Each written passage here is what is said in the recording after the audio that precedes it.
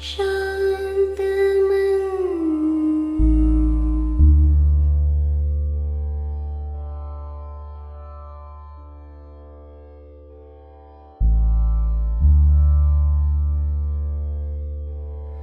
शांत तन,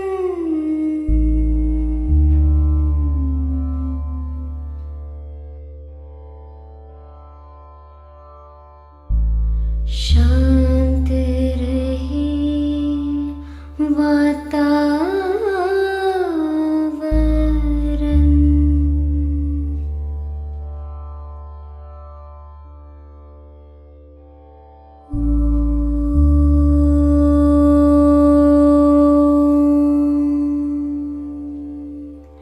शांति।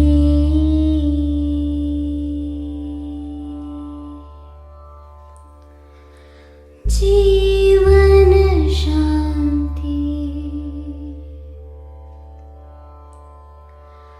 जल थल शांति,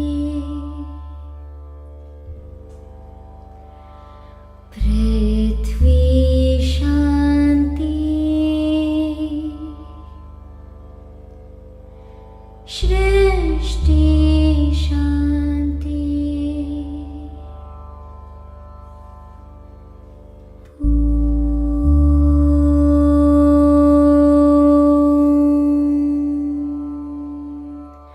शांति।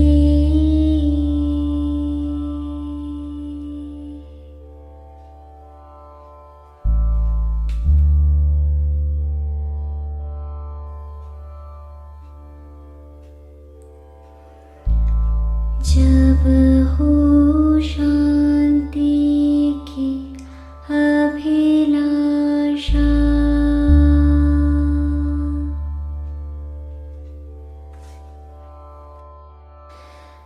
आनंद प्रेम है एक ही भाषा।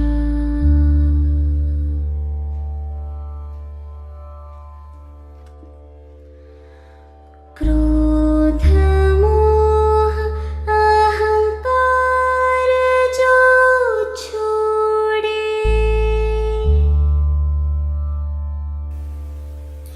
ध्यान योग से नाता जोड़े,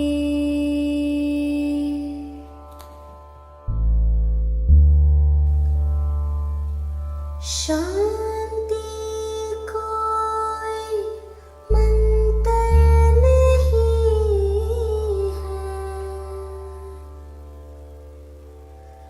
शांति कोई जंतर नहीं है, शांति मेरा मन मंदिर है, शांति मेरा ही अंतर है, ही अंतर है।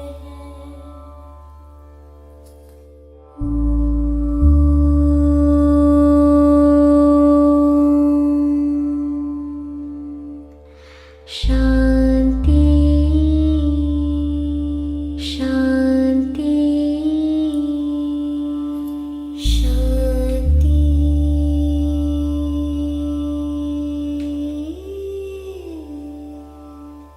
ओम शांति। 10th जून 2023। बाबा के आज के महावाक्य हैं। बाबा समझाते, मीठे बच्चे, अशरीरी बनने की ड्रिल नंबर 1 ड्रिल है। इससे वायुमंडल में सन्नाटा छा जाता है। बाप का डायरेक्शन है, इसी ड्रिल का अभ्यास करो। प्रश्न है, दुनिया के अनेक विघ्नों के बीच में रहते हुए एक रस और खुशी में कौन रह सकते हैं?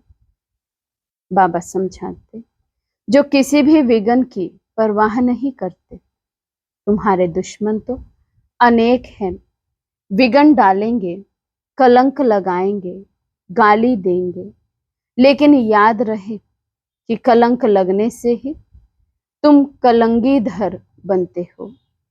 कहते हैं श्री कृष्ण ने चौथ का चंद्रमा देखा, इसलिए उस पर कलंक लगे।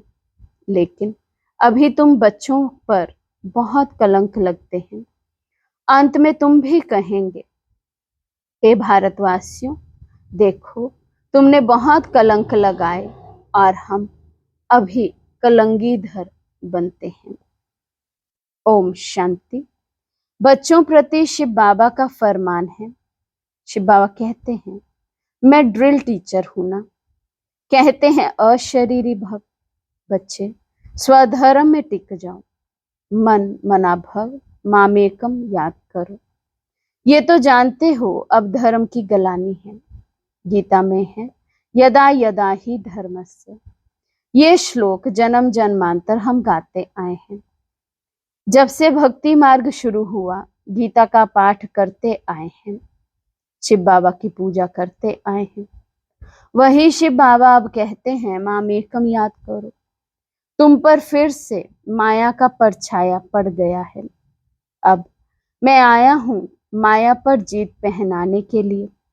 इसलिए मन मना भव, क्योंकि तुमको वापस जाना है मेरे परम धाम। अगर श्री कृष्ण होता तो कहते मध्याजी भव। श्री कृष्ण को कृष्णपुरी में याद करो। ज्ञान का दाता कोई श्री कृष्ण नहीं है, वे तो है शिव। शिव की ही पूजा होती है, उनको परमात्मा कहा जाता है। तो हम आत्माओं को वहां जाना है, इसलिए बाबा ड्रिल सिखलाते हैं।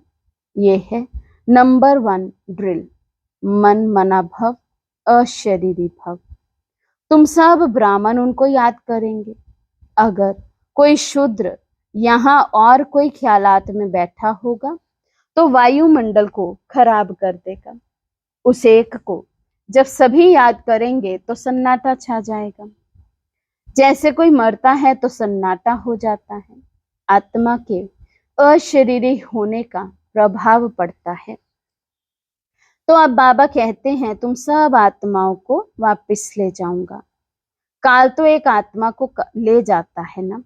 मैं तो कालों का काल हूं, मैं सबको लेने आया हूं।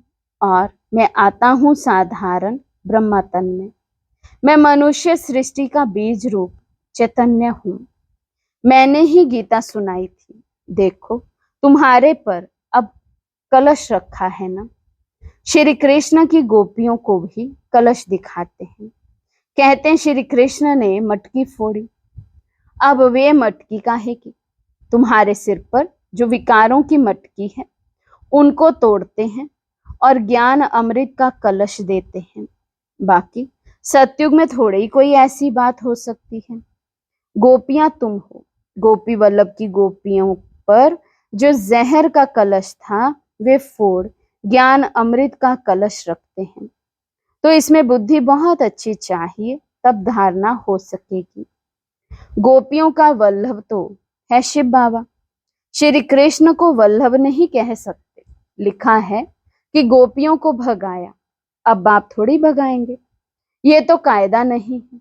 बाबा समझाते हैं जब कोई महात्मा कहे कि शिवो हम, बोलो कि एक तरफ कहते हो महात्मा यानी महान आत्मा, फिर अपने को परमात्मा अथवा शिवो हम क्यों कहते हो?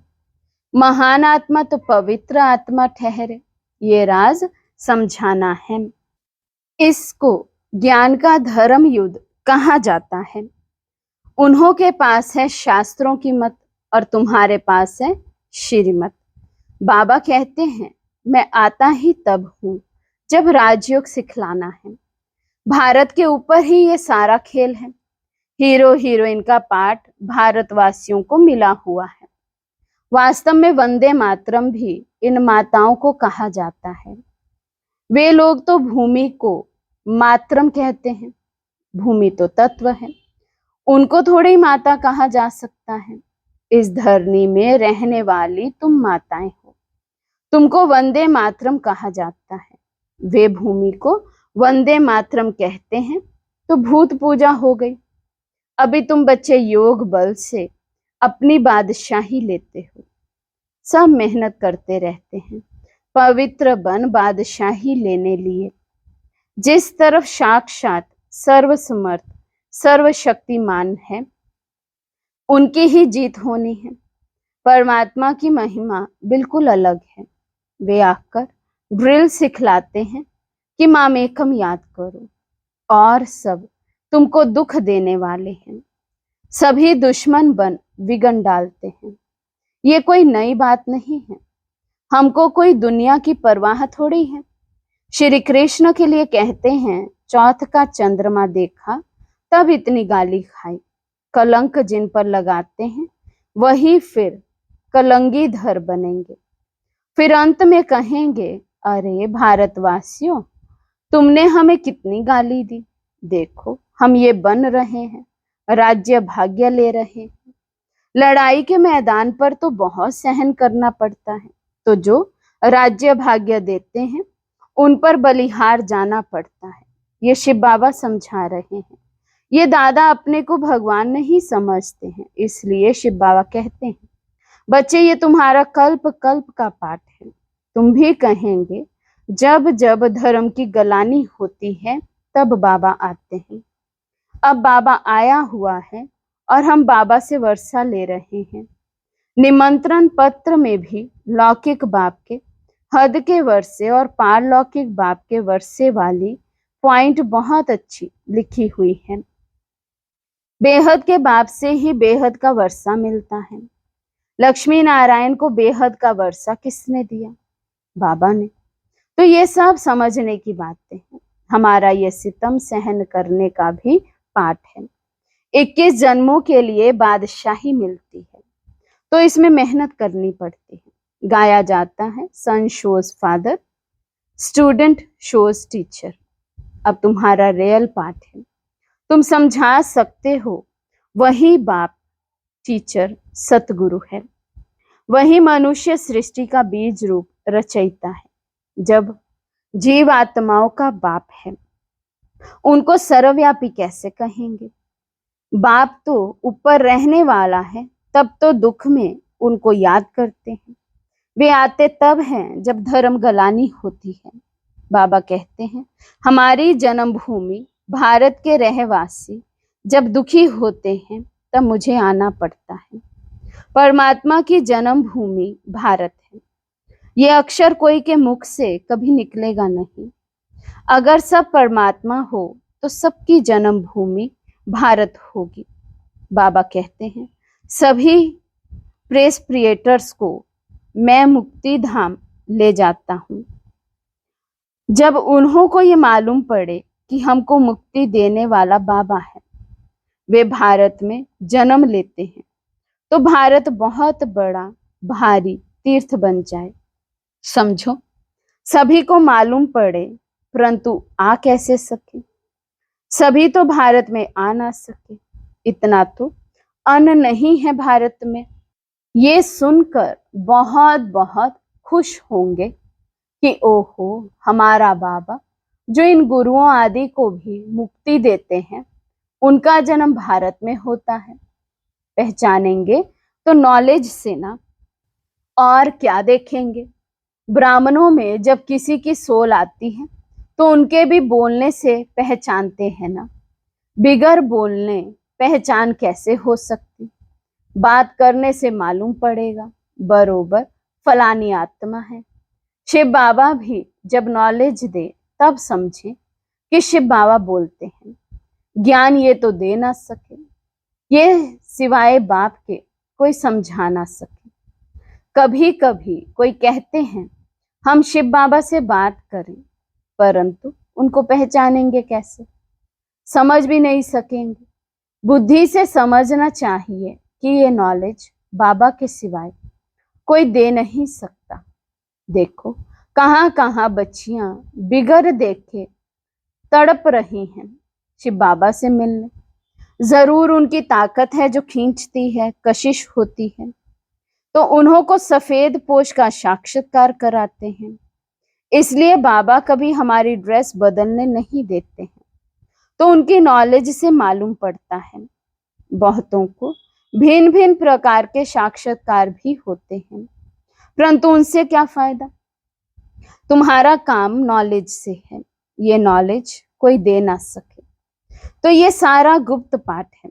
कहते हैं मैं आत्मा का रूप धारण कर इसमें प्रवेश हो जाता हूँ।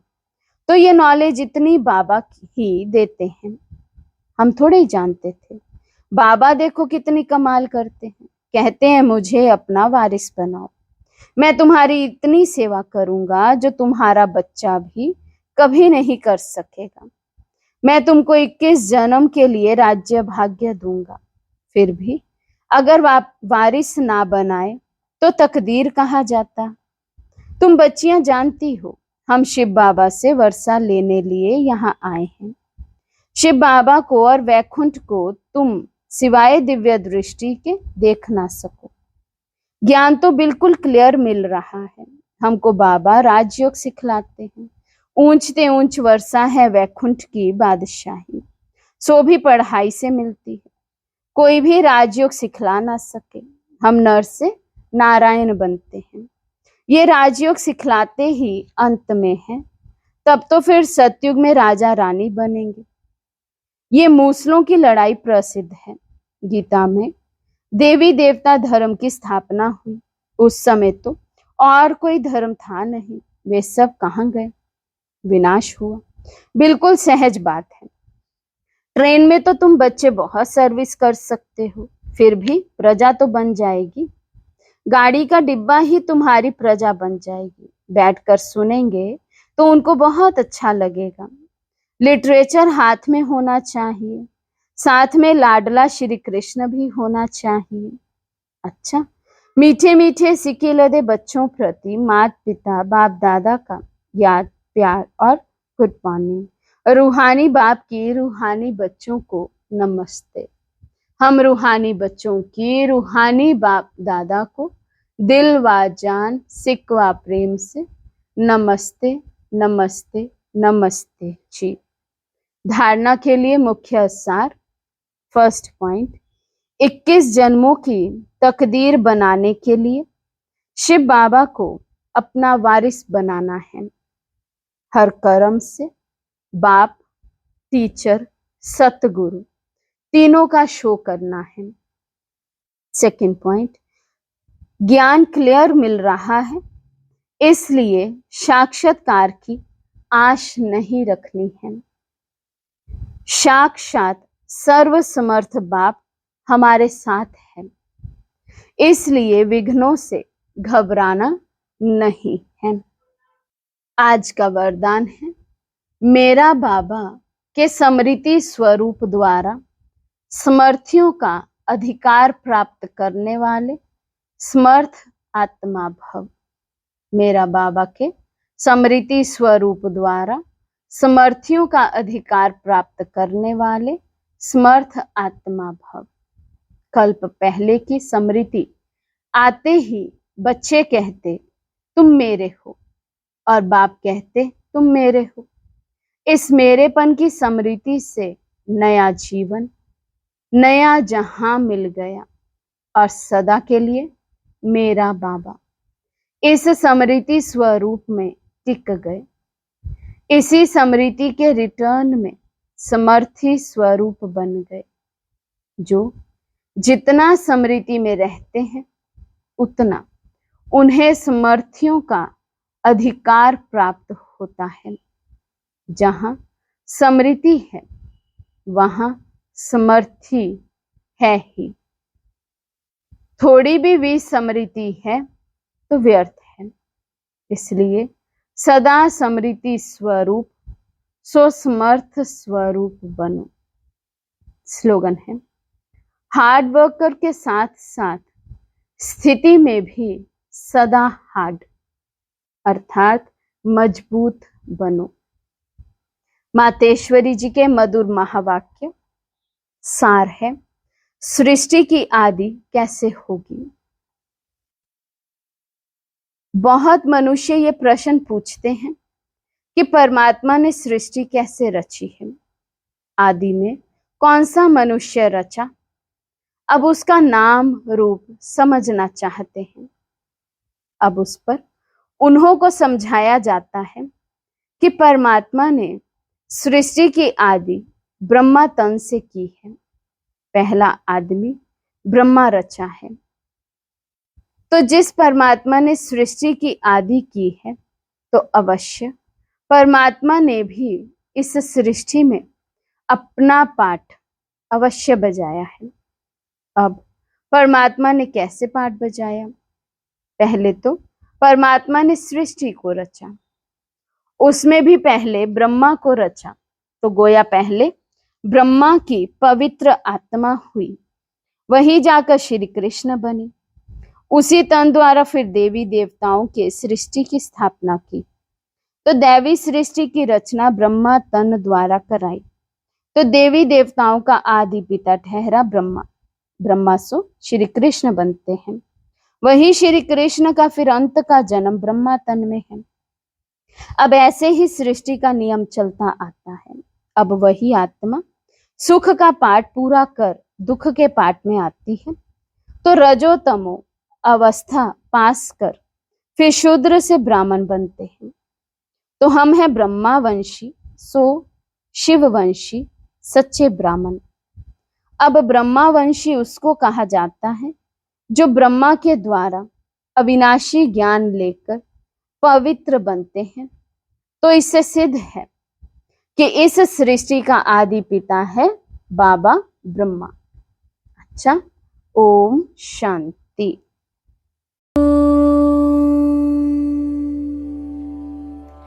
शांति।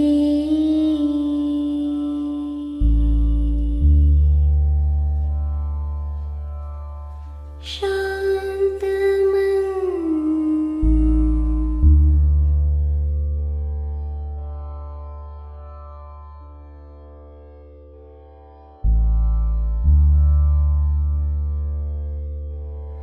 शांत तन।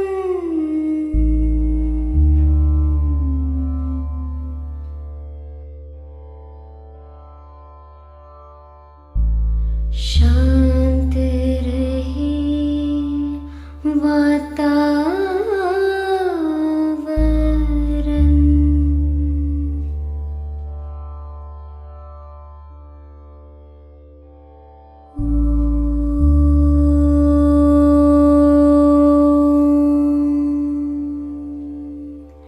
शांति।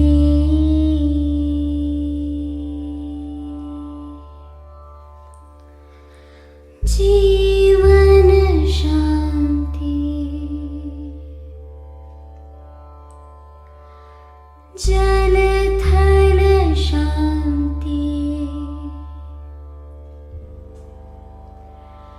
पृथ्वी शांति। सृष्टि शांति।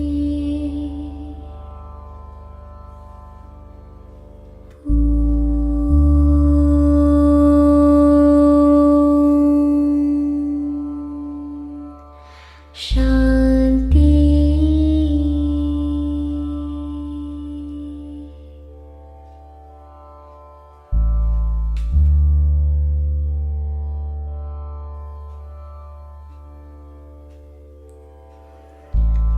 जब हो